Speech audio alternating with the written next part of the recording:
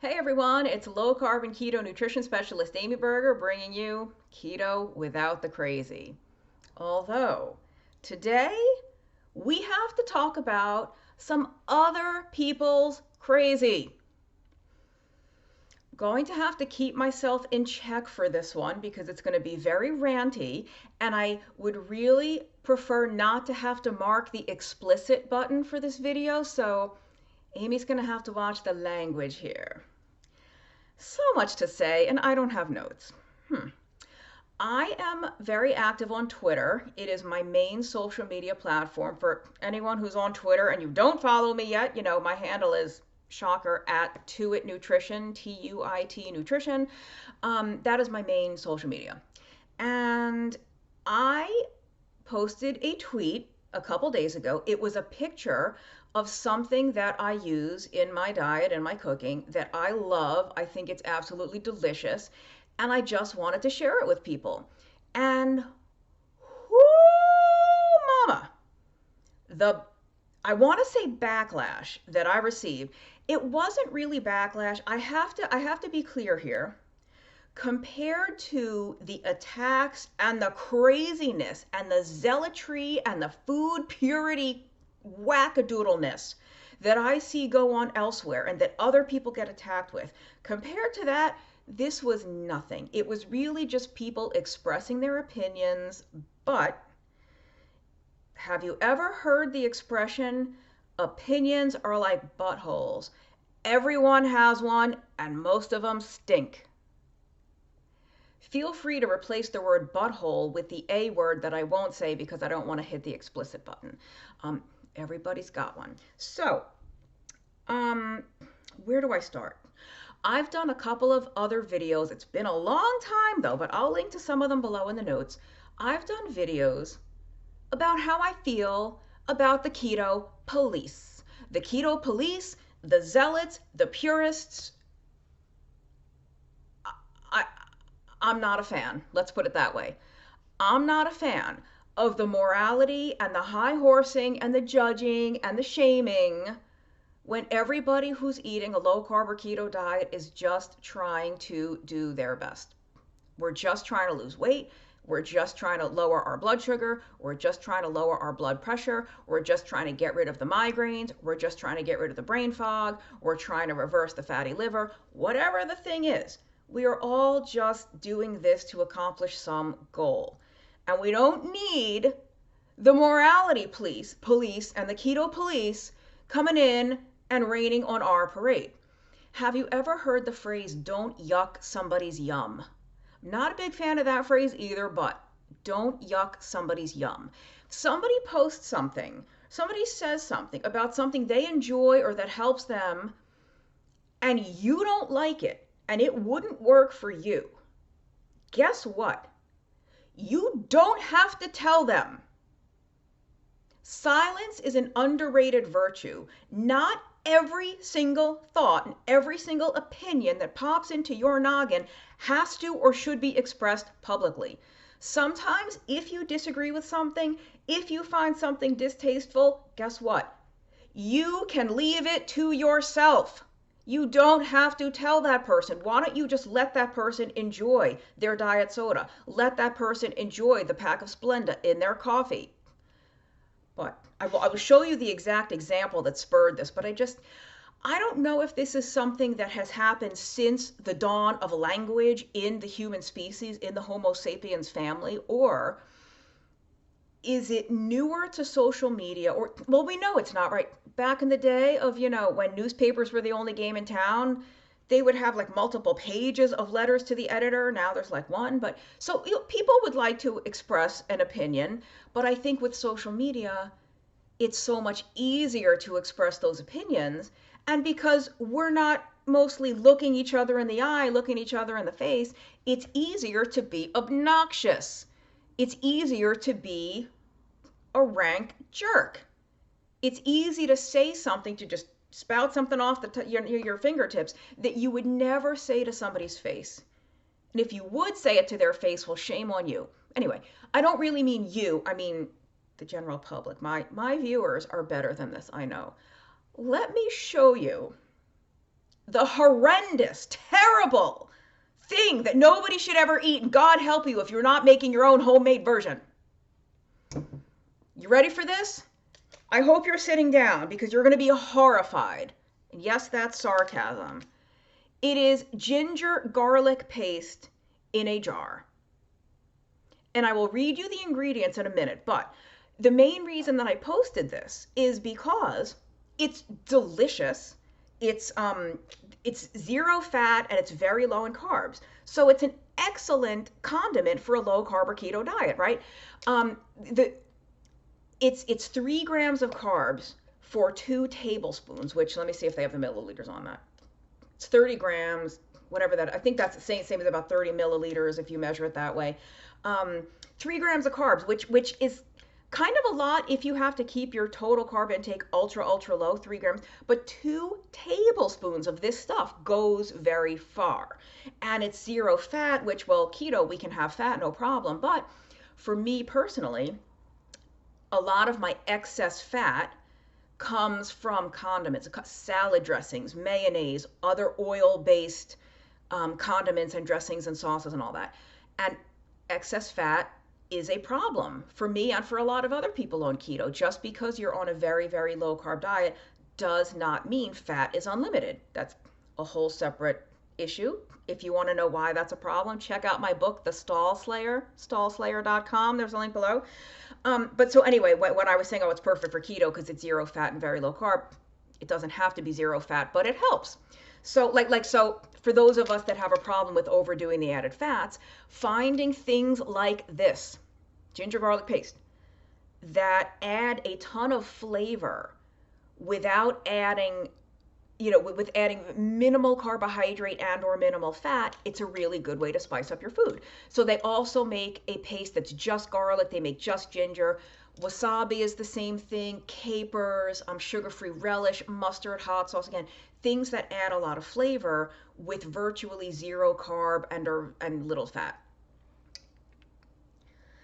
So the reason I posted this also because I was saying those of you that live near an Asian or Indian type supermarket or grocery store, check it out because they have all these amazing things that you don't always find in a regular supermarket. Now, some supermarkets have really nice, what we call ethnic aisles with different foods, but you're much better off going to an Asian or Indian or Latin American grocery store because they're going to have a ton of this really cool stuff and their prices tend to be pretty amazing. So it was just like, hey, pro tip, here's this cool thing that I found and here's why I use it. The concerned trolls, the purists that came out of the woodwork on this one, you would not believe it. So let me read you the ingredients. First, ingredients. And in case you didn't know, ingredients on food labels are listed in the order of dominance, like order of quantity. So the first ingredient listed is the biggest ingredient in the thing, and then less and lesser amounts. So first ingredient, ginger. Second ingredient, garlic. Third ingredient, water. So the top 3 ingredients here are ginger, garlic, and water. I don't know why anyone has a problem with that. Next ingredient is citric acid. Citric acid is a preservative, but any of you out there that supplement with magnesium citrate or potassium citrate, you know what the citrate is? It's citric acid. So some of you are drinking that deliberately, or your supplement, that's in that calm powder, the magnesium powder, or you are, I would have to look, I think Element has magnesium citrate or potassium citrate. I'd have to look. I don't recall off the top of my head. But anyway, many of us ingest citric acid on a regular basis in supplements or in something else. Next ingredient after the citric acid, potassium citrate. We like potassium. We like citric acid. Next, preservatives, sodium benzoate and potassium sorbate. Again, we've got sodium, we've got potassium. The benzoate is just a benzoic acid. Potassium metabisulfate, and the sulfite, I think it helps to preserve the color, if I'm not mistaken, because the sulfites, they use them a lot in dried fruit to preserve the color. So like dried apricots, often you'll see on the ingredient list something about sulfites or metabisulfite, and I might be pronouncing that wrong, metabisulfite, metabisulfate, whatever. But that's so, and in dried coconut also too, like desiccated coconut chips or shredded coconut, same thing, sulfite. I think it's used to preserve the color. So, all right, yeah, I'd rather get a jar of garlic ginger paste that looks like that than have it be all brown and nastified looking, right? Even if it tastes the same. So, boy, oh boy, did the purists have a field day with that. Oh, it's better to make fresh. Oh, I would never use that. I just eat fresh. Good for friggin' you. Not everyone wants to be making everything from scratch. Not everybody has time, even if it doesn't take all that much time. Some people just want the convenience, and it's really not a big deal. And if that offends you, just let it offend you silently. Because how many times do I see people post things that I think are repulsive? A big old slab of liver and onions, which I know is like a delicacy in some places. My family is Jewish. My mother supposedly made really delicious liver and onions. I don't know, because I would never eat it because of the smell of, or like every Jewish diner you go to has a liver and onions dish. It's repulsive. Just thinking about it makes me cringe. But if I saw somebody post a picture of it on social media, I would not say, ew, that's disgusting. Ew, you shouldn't eat that. Ew, I would never eat that. You know what I would do? I would keep that to myself, because nobody needs my opinion. If somebody else is enjoying their liver, I'll just let them enjoy it. I don't yuck their yum. So I just, I'm going to read you. I have my phone here. I'm going to read you one of the replies that I said when this started coming in. Give me a second. I got to look it up here.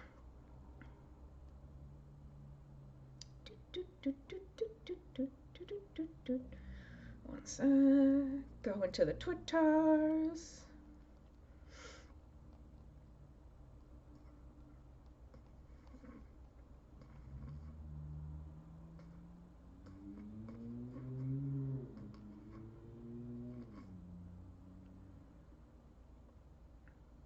Okay, so I posted like one or two tweets, and then with all the people talking about, oh, you should just buy fresh, grate it fresh yourself, grate the garlic, da da da, I said, not only do you have to say goodbye, sorry. I want to look at the camera while I talk to you, but I have to read it from the phone. Not only do you have to say goodbye to sugary and starchy foods you've been eating your whole life, but now you have to make every single condiment from scratch. And don't you even dare try to use an artificial sweetener or eat supermarket pork or chicken. Spare me. That's what I wrote, and I will have you know, that was the second version of that tweet. I'm trying to think of the first one. I tweeted it, and then I deleted it, and I tweeted the more family-friendly, shall we say, version of it. The first version had an expletive that I said, even though that's how I really feel and that's my honest opinion, I need to be careful. I write some blog posts for Keto Chow. I do a lot of work with Adapter Life Academy. I write for Biotics. Even though I'm only representing Amy Berger when I'm on Twitter, by proxy, I may be representing these other companies, so I have to be a little careful. But the first version of that tweet was a little spicier, let's just say. But yeah, you will hear people. I mean, the fact that people were bitching over this garlic and ginger paste with some preservatives in it, that's so mild, like the freak out that you get when you, heaven forbid, you're using sweet and low like I do in my coffee. Heaven forbid you get, chicken from the supermarket, because it might have this much more omega-6 in it than the one that was pasture raised and organic and blah, blah, blah. Now, listen, people. Those of you that have followed me a long time know I have worked on farms. I've worked on farms in like 3 different states. I know the importance of that kind of animal husbandry and producing food that way. The fact is, that stuff costs a mint. Not everyone can afford food like that. And if you are living with obesity or type 2 diabetes or PCOS or gout or hypertension or migraines or bipolar, any of the things that we know keto is good for, this is a hill I will die on. I would so much rather you eat conventional supermarket chicken and conventional supermarket pork and conventional feedlot beef than you eat organic, gluten-free, artisanal, small batch frickin' cereal and special, I don't know what, vegan granola bars. Like, I'm over it. I am over this. I'm over the purists. I'm over the zealots. You know, it's like I said, if somebody's new to keto, the learning curve is already steep enough. Okay, I can no longer have my bread, pasta, cereal, potatoes, rice, beans, I don't know what, pastries, whatever they're having, French fries, you know, cheesecake, every dessert under the sun. I can no longer have that. Oh, and I can't have my normal ranch dressing, and I have to go to that special farm stand to get this food, and I have to make my condiments from scratch because I can only make them from like olive oil or organic avocado oil. And I can't have any sweeteners. I have to go from 6 tablespoons of sugary creamer in my coffee to drinking it black. Like, no. Those of you that make people think that that's what they have to do, you are part of the problem. You are not helping anybody with that attitude. You are not part of the solution. What you are doing is putting up roadblocks to people who, I want to say need keto. Nobody needs keto, but people for whom this could be a life-saving, life-changing way to eat. I'm over it. I'm over the purists. I'm over the zealots. There are two points here now. There are too many thousands upon thousands of people who've gotten amazing results with low-carb keto diets, eating regular supermarket food. They eat the regular salad dressing. They eat the regular, you know, the tuna canned in soybean oil. You know, they eat the regular chicken. They eat their produce is not organic. They buy what they can afford and they lose 100 pounds, 50 kilos or whatever that is. And then what I said, there were 2 things. I'm so upset I forgot the second thing. That was the one that we know plenty of people can get great results with keto just doing the best they can financially with the food. They don't have to buy all the special fancy stuff. And then I never say never. I never want to be boxed into a corner where like you can only do it this way, you have to do it this way. I don't think anyone who's been watching me for a while thinks that of me at all. Like if anything, I feel like I really go out of my way to express that different things work for different people. Here's a really good starting point, and beyond that, you have to customize it. So that's what I would say about this. If you have found personally for yourself, hey, you know what? When I eat that regular soybean oil mayonnaise, I break out in zits. Okay, then it's not working for you. Or like if I eat this one type of plant food always gives me an upset stomach, or this, okay, then you do you, boo, as they say, right? You do you. And that's okay. You can and should tinker and find out what works best for you. But if something's working well for somebody else, stop shitting on it. Stop yucking everybody else's yum. You know, not everyone has to do things the way you do them. I don't want to get too crass here, but when I went,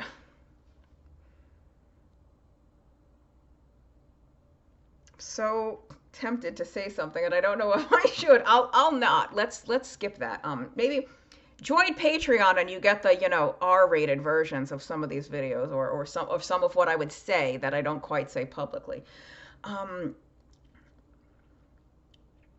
Just because somebody is doing something in a different way from how you do it doesn't mean that their way is wrong. It doesn't mean that their way is harmful. It doesn't mean that their way is not going to work. Guess what?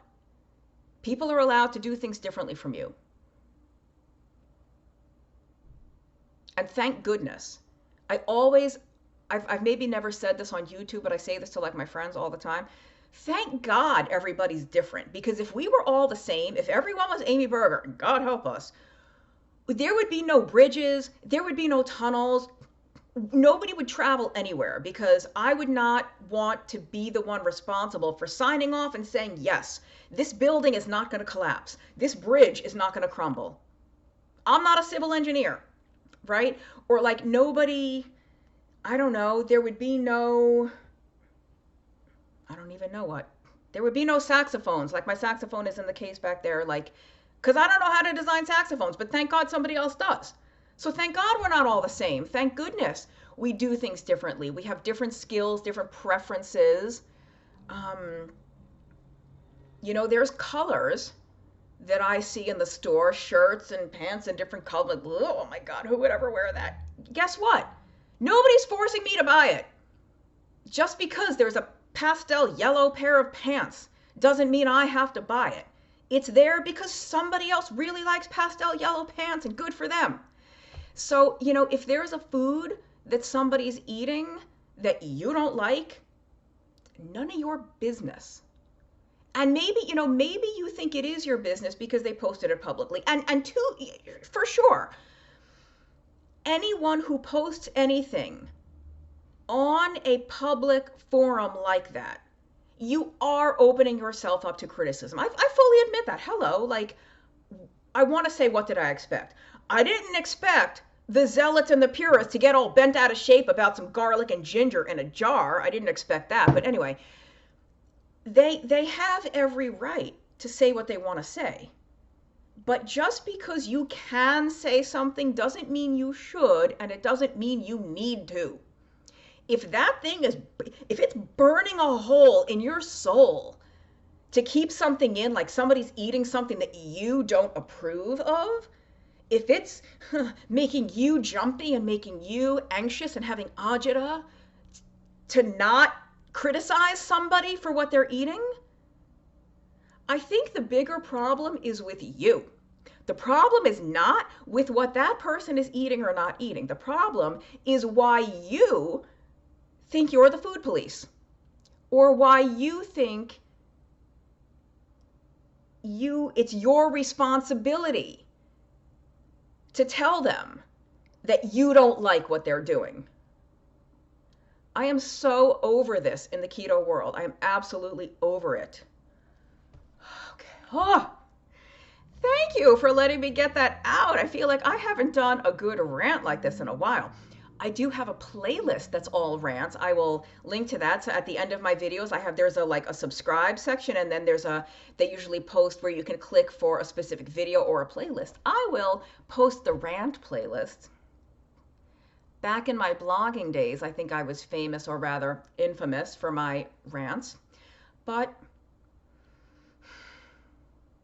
I rant because I love. I rant because I care. I rant because I'm passionate. I just, you know, something else I said, I will read one more tweet and then I'm going to close out here.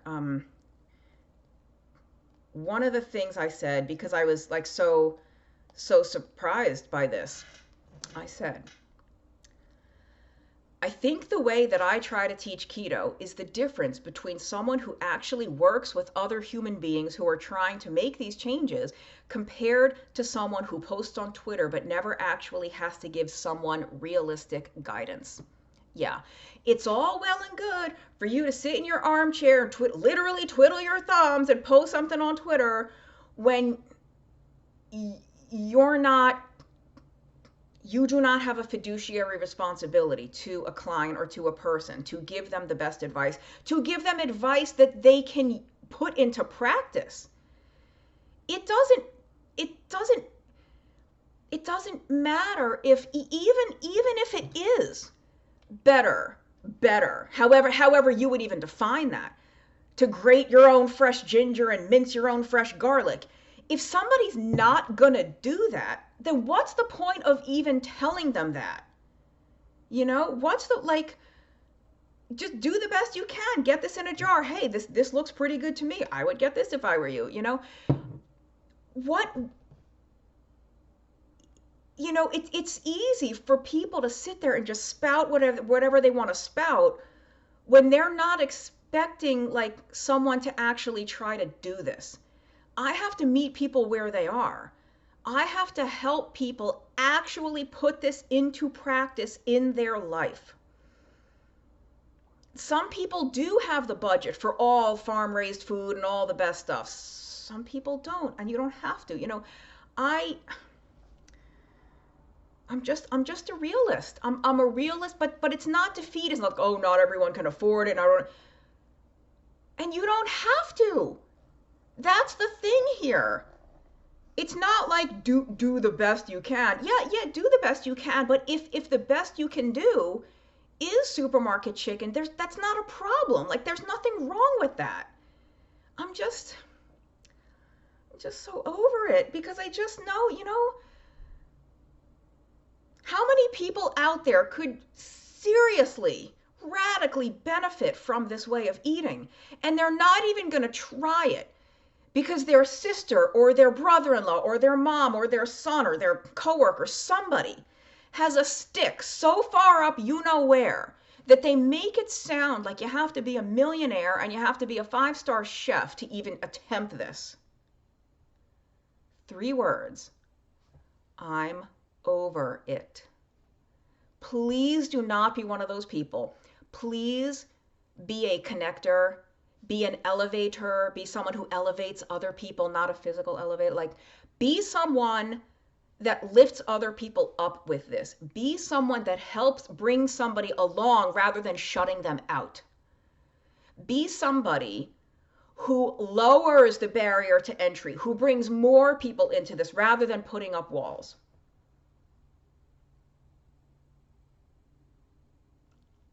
That's it for now. Thank you so much for letting me get that out. Subscribe to the channel for the occasional passionate rant like this, but mostly stuff that's, I hope, helpful and educational and down to earth and realistic. And this is just a zealot-free zone. See you next time.